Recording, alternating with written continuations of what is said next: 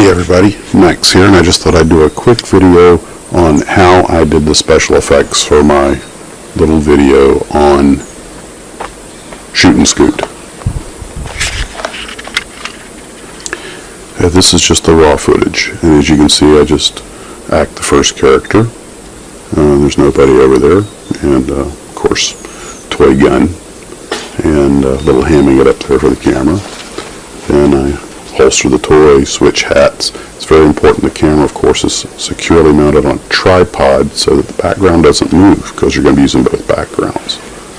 Then I go over into position 2, and I give myself a 10 count because I know I'm going to need at least 10 seconds of lead time to match up the footage.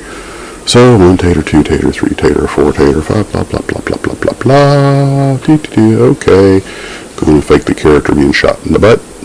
And owie, close bloodless non-fatal wound, because this is fun with guns.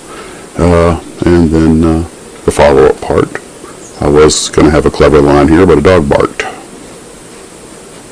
Which way did he go? Which way did he go?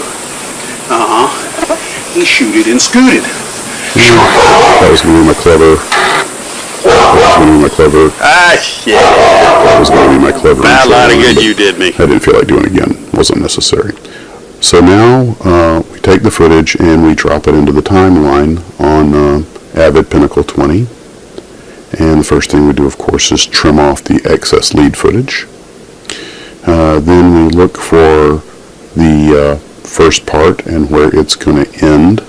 And once I'm off camera, then we will do a cut. Now the next thing we're going to do is to take the second piece of the footage, trim it down, and then move it underneath the first one, or you can move it on top, however you want to do it. Now, once we get the two pieces lined up, we're going to crop the top one to expose the other side of the bottom piece of footage.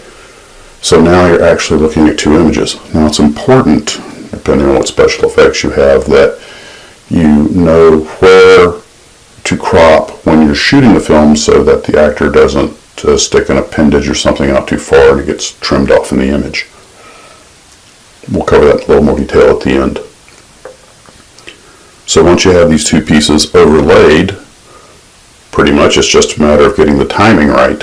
And once you get them timed together, you're literally looking at two images playing at the same time, the left side of one image and the right side of the other. This is, of course, why it's so important the camera be stationary on the tripod, so that the background, so that the images line up. Here are a couple of common mistakes I'm showing. Cropping the wrong way where part of the character disappears, or getting the timing off.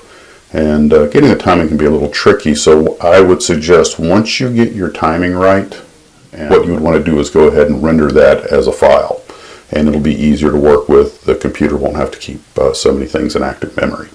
And then of course you add digital effects as you want. I downloaded some green screen muzzle flashes, and I got a shell casing animation, green screened of course. Fortunately I couldn't get it to work quite right, limitations in the software, so what I did was I actually took a freeze frame of a still picture and just physically animated 4 frames to make the shell casing eject. And it was pretty straightforward stuff, nothing hard. But this can be time consuming. It take a few hours to get it all done, but it's a creative artistic process. And of course dub your sound in accordingly.